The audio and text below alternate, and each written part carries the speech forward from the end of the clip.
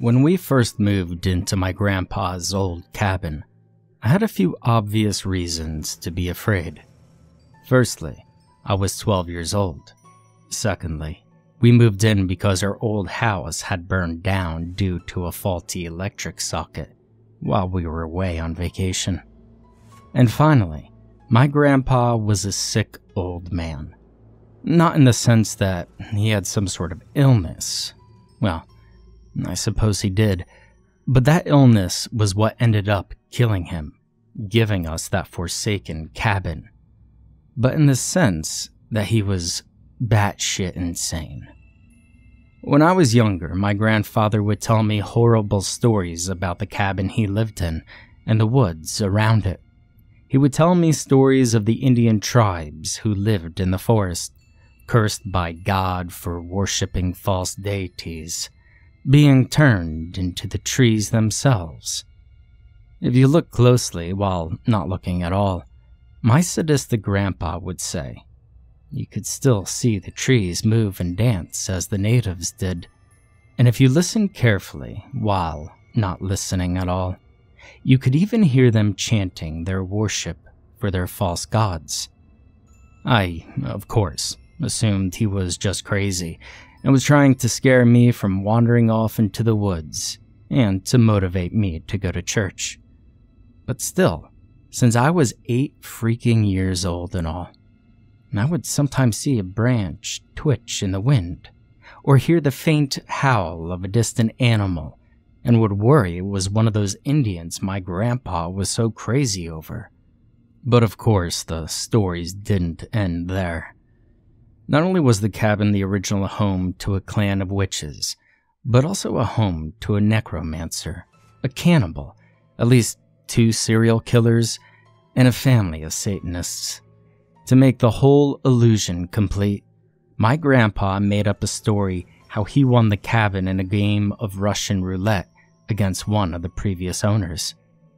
All of these stories never truly scared me. I mean, they spooked me when I thought about one of them too much, but I was never actually fearful of the stories being true.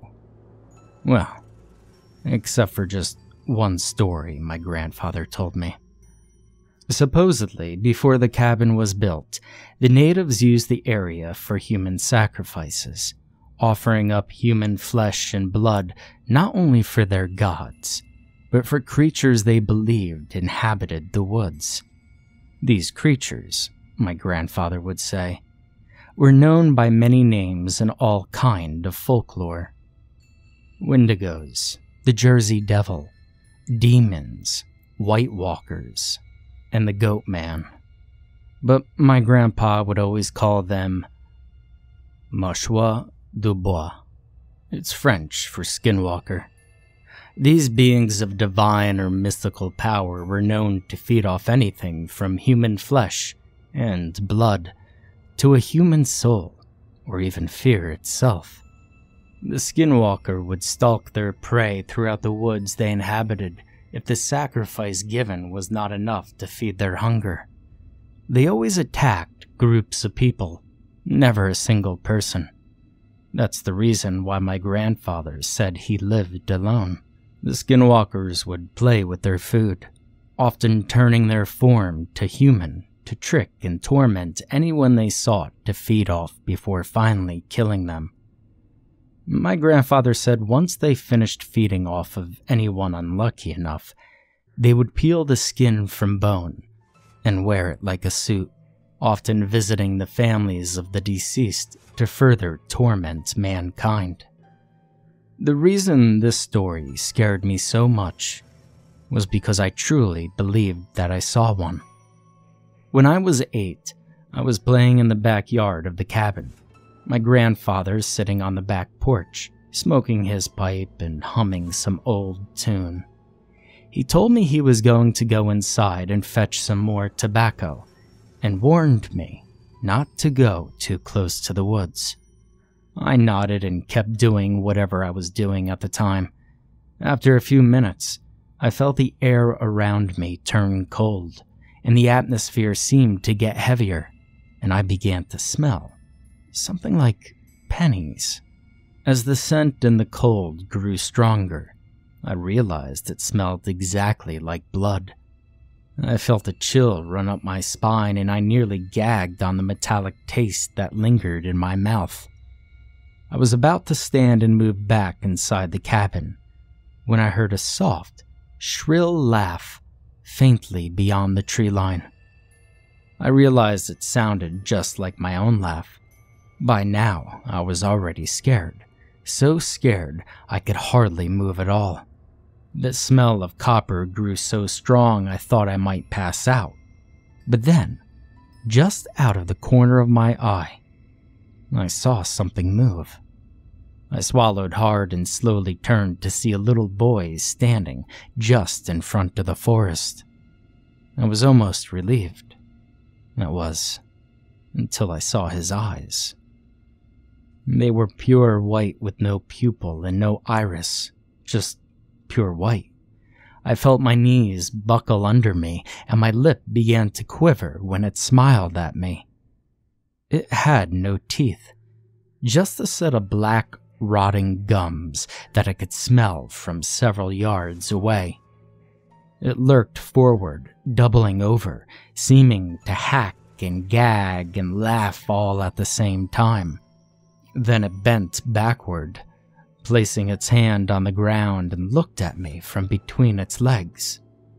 I swear I could hear bones break and crack as it began to crawl backwards into the forest, making that gagging, laughing sound.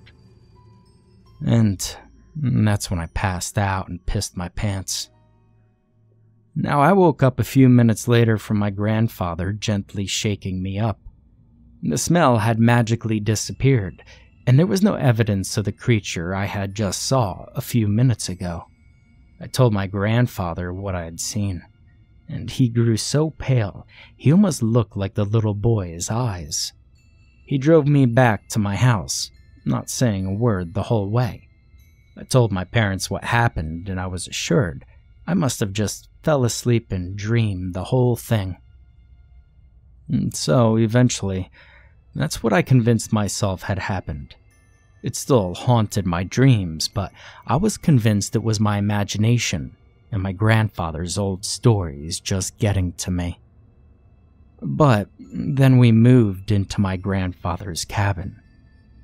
Since we had lost all of our belongings in the fire, we had nothing to unpack. Even though I had convinced myself that I dreamed what I saw all those years ago, I was still worried about living there for an extended period of time. My parents let me watch some movies we rented while they went about cleaning the cabin that had been vacant since my grandfather died when I was 10. And eventually, I dozed off. I woke up on the couch, a bit surprised I had fallen asleep for so long. As I groggily rubbed the sleep from my eyes, I became aware of the tapping that was coming from the front door, almost as if someone was knocking with their fingertips. Even though I had no real idea of what it was, I got up to check on it. Then I smelled it again. That heavy, thick, bloody smell that had lingered in the back of my mind for 4 years. It got so cold, so fast, I could see my breath. I felt my heart thumping in my chest, and that same shiver ran up my spine. I was so scared in that moment. I thought I was going to break down and start crying. And then the tapping stopped, and the smell grew worse. Beyond the front door, I heard something gag and cough and laugh at the same time. My knees buckled and my lip quivered just like it did the first time. I became vaguely aware that I was slowly backing away from the door when I tripped and fell back onto the couch. And then I passed out again. Again, like the first time, I woke up from a hand gently shaking me. I woke up and realized that it was my dad, looking down at me. He looked like he was out of breath, but I was so relieved he was there, and that the tapping on the door was all a dream that I didn't notice. I smiled up at him, and he tried to do the same, but only managed to get one side of his lips to curl up.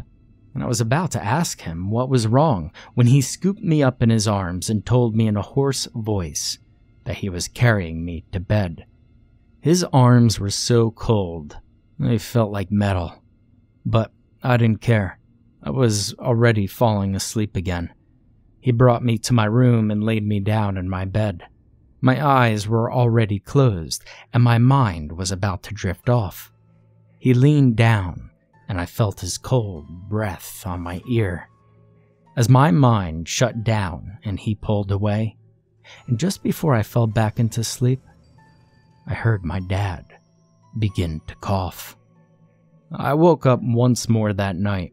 I grew scared when I remembered the tapping on the door, but soon felt better when I remembered that it must have been a dream. I was thankful my dad woke me up to carry me to my room. I sat up in bed, still just a bit spooked. I looked around my room, realizing that this was the first time I've actually seen it since I had fallen asleep on the couch before I had a chance to check out my new room.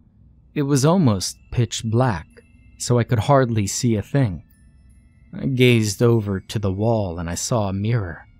It was hard to see, but I could make out my face and my upper body.